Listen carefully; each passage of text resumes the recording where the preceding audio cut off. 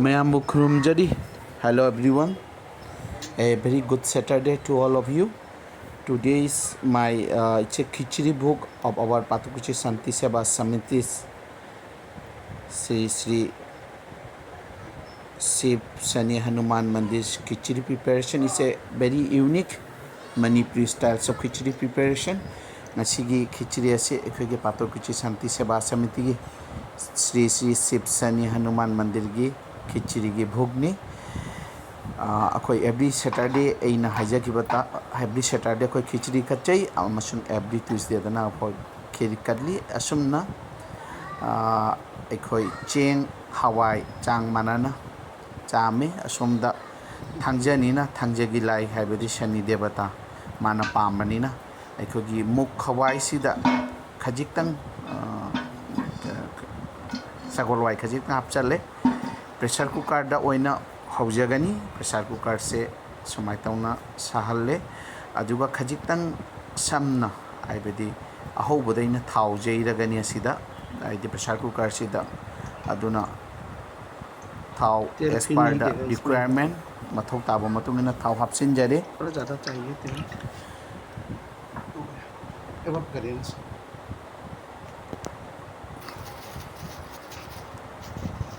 अदुना आइगी इंखोलदगी परकपा नरसिंह मना मरोई नाकुप्पी फटपाई खजिक खजिक फंगजरकपदो असिना अहोबदा अइना जैरिबसे जीरानी जीरा मपुमनी सिगा जीरा पाउडर सिजनर असिना पासपुरनी जीरा पासपुरन अखोगी मंदिर की अखोगी अन्नपूर्णा घर असिदा लैबा आइसु ऑर्गेनाइजेशन असिगी मेंबर अमनी अयाम मतमदा अगी इमानब मरुप अइगा लोइनना कनो तौरिबसे माना थोंगी तो हंदक्ति ममांगी सैटरडे नसी अइना तौजरबसेनी असिदा सिंग सूद्रे मचेक मचेक सेमगा थांगना कागा सिंगदो हपचंजरे अदुलगा मोरोक अते होजे असिना फकपाइनी हपचरिबसे अते फकपाइसो हपचंजरी असिदा नरसिंह मना अमसुंग मरोई नाकुपी असिदा सिंगसु जाउरे पुन्ना जेसल्ले डाल दें थोड़ा मत डाल दो मई से खर कनबना खति तफलगा तौजबनी इमानबगी मतेंग लौरगा दाल मेरा दोस्त ने धो के रख दिया हम लोग वी आर टेकिंग हवाई सिंह से हपचले एज वेल एज चावल राइस हम लोग थोड़ा मणिपुरी स्टाइल में बनाने वाला है आज हमारा मंदिर का आज का भोग अदुगा हवाई मरोई सिंह से पुन्ना हम प्रेशर कुकर में थोड़ा शॉर्ट टाइम में बना रहे हैं ngauminari नहीं करेंगे फिर तेल नहीं डालेंगे dear friends, they are very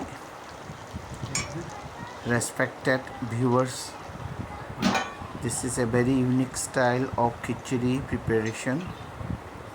of me. Just kindly have a view. So I know that ising hajanjare as per the requirement.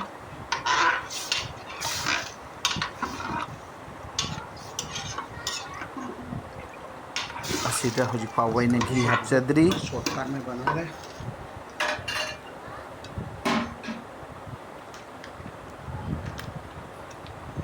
असिदा मच्चू असिदा मोरोक असुबा हपचदे मोरोक अइना सिगा टर्मरिक पाउडर हपचंजरे as per the requirement. I will be adding the salt later on. Lead बंद मैं करके सॉल्ट बाद में ऐड करूँगा सीधा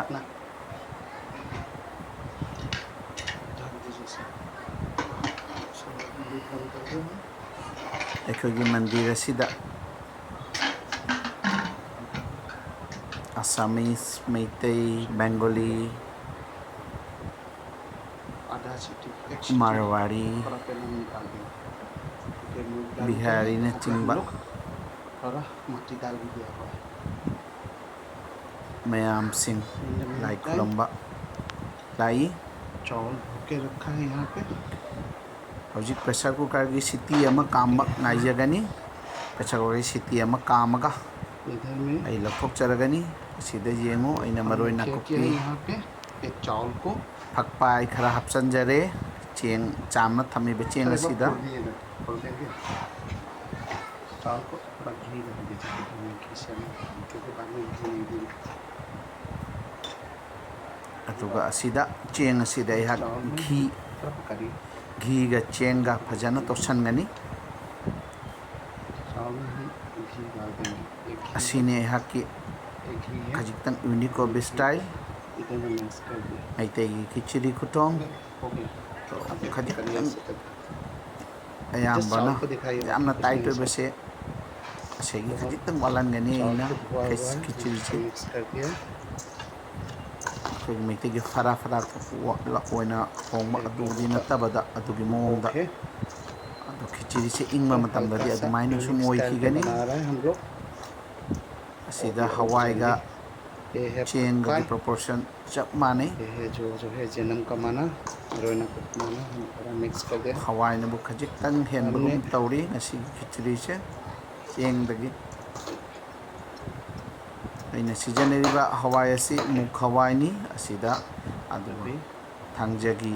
प्रेशर कुकर में एक सीटी बस थांगजगी इसमें देवता एक सीटी मारने के टाइम में शनिदेव हम तेजपत्ता भूल गया डालना माकी अपामगी और मतुंगिना नमक भी भूल गया अभी नमक डालेंगे सिदा सगोल वाई खजितंग हपचनजई नहीं चावल तेजपत्ता चीज हमने लेइत्रे इसको निकाल देगा हम अदुना तेजपत्ता मनानी गैस को खतंग अपने आप डालने दे दिया इसको गैस सिगा लेजई मदु ओइ हपचनजगनी हम अभी चावल डाल देंगे इसमें आई हुजिक चेंगा घी से फजना तोक्सनजरे लोग only khichdi I have mixed the rice with ghee बना रहा है very well. कोई सब्जी नहीं है यहाँ This is my unique style of making the khichdi more tasty every Saturday and चलाते having more. खिचड़ी खिचड़ी को Yes, it is bhog every Tuesday हम लोग for Prabhu. पायस चलाते हैं So these are the additions आज भी I am providing. हमारा I एक am दोस्त not का adding साथ no बना रहा है ये देख kaju, लीजिए। no kismis. दोस्त He is the one. बना रहे हैं। Magna ayama matamda हमेशा दोस्त ही बनाते हैं। मंदिर से मैं तो- खिचड़ी से साल में ऑल सैटरडे ऑल ट्यूसडे एक लेप दोस्त बनाए बनाता थे ना। है मैं साल में एक दो बार आता है every Saturday Tuesday magna ayambada करली खिच प्रभु की भूख सेमी तो अभी देखो दिस इज द मरक फॉर्म ऑफ मरक लक्ष्य बनी दाल सर अभी अब चावल डाल दीजिए चावल की तरफ डाल दीजिए अखोगी नमक असिगी पहले दमका नमक तोंगान डाल दीजिए, नमक लेते नमक अखो म्याम ईसा ईसा ना देख कोई लीजिए, मेंबरशिप की एक मदद दाल अखो देखिए। म्याम ना सुनना तवजे हल्का सा पक गया ज़्यादा पका नहीं है खिचड़ी हवाई से हल्का सा जिनबियो पक गया। हवाई से की लुक से जिनबियो यही स्टेज में हमको नमक जो है देख लीजिएगा सर नमक मुन आइडिया हाइरप मुन बगी मोंगा नमक so in ज़्यादा हो this जाए time तो प्रॉब्लम है with the help of the friend हो गया तो नमक adding एज पर this रिक्वायरमेंट नमक salt डाल दिया हम यहाँ पे हम नमक हम खिचड़ी को पहले ऑलरेडी तड़का लगाया गया है जितना चाहिए नमक अभी दे दिए हम खिचड़ी में और अभी हम इसमें हम तेज़पत्ता भूल now गया था will be तेज़पत्ता adding skip हो गया, अभी थोड़ा सा तेजपत्ता है। तेजपत्ता खजितंग लेजबदो तेजपत्ता तो मसाई ममान धापचनगदबनी तो हापौद्रे हुजी तेजपत्ता हापचन is जरी very तेजपत्ता essential. बे लीव्स इस टाइप की बनती खिचड़ी अब हम चावल डाल देते हैं। चावल डाल दिए यहाँ पे चावल डाल दिए थोड़ा पानी दे दिए। घी गा फजना तोतलबा चेंग अखोई घी गा तोतना नियर अबाउट 5 minutes थमलबा साथ में पानी लिमिट में है ज़्यादा पानी घी गा पीने से मिक्स खिचड़ी तौदना खराब हो जाएगा। मिनिट मंगा मु और खेना खिचड़ी खराब लेदबा नहीं होगा, लेकिन चेंग जो अथु हुजी ड्राई एड खिचड़ी जो तौजरी बनाने जहाँ पे खराब हो जाएगा। अगी खिचड़ी भूक प्रिपरेशन असिदा मथंगी थांगजेदसु अनौब मोंगी खिचड़ी मयामदा येंगहनबगी जमक्ता थोड़ा हल्का सा वेट होगा प्रभु की dry भूख नहीं होइना नहीं, हो गया नन्ना ड्राई बुकोना खिचड़ी जगे तो हो गया परफेक्ट हो गया कईगुंबा नहीं प्रभु ज़्यादा नम टाइट सिरबदी चलिए ये हम पानी डाल दिया है अभी if God सब हो गया। loves हम अभी Prabhu loves इसको tight कर definitely लेंगे। I will be coming on the next Saturday tight with कर different लेंगे। style of khichdi preparation दो 2 बार 3 वेट करेंगे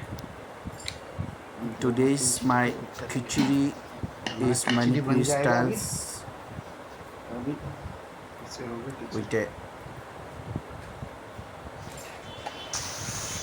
dana akhoi khichdi se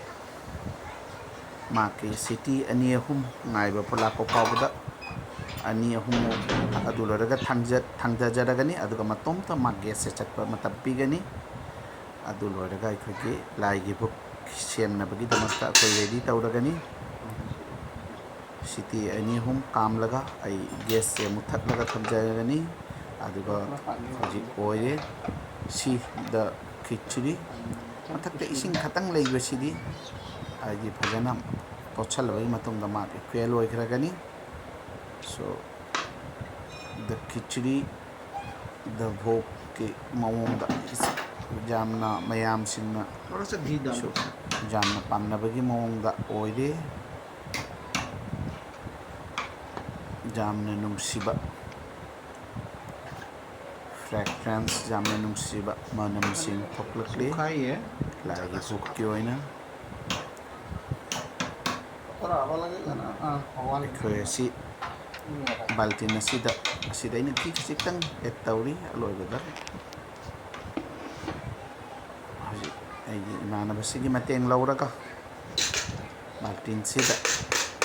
steel gi baltin asida akhoi gi mandi gi lejaba kon asita akhoi ni use tawjabani asida khichdi se asida khaidok chare aduga akhoi haji bhog kachame thank you everyone for your wonderful views likes comments on behalf of the my hobby and my chakum asin ganesh ji da bhog kachari namo ganapate namo namah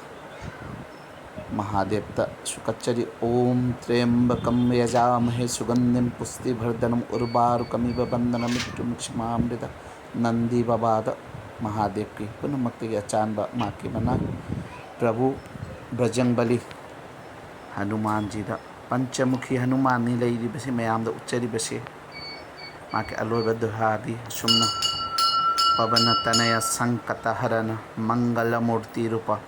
Ram Lakhan Sita सहित हृदय बसहु सुर भूप असोमदना प्रभु न्याय की देवता न्याय की अचुमरान की ईश्वर अचुमरान की प्रभु शनिदेव ओम संग शनिश्चराय नमः ओम संग शनिश्चराय नमः ओम संग शनिश्चराय नमः thank you each and everyone for your very respected time being provided to my channel. I will be coming up with new vlogs.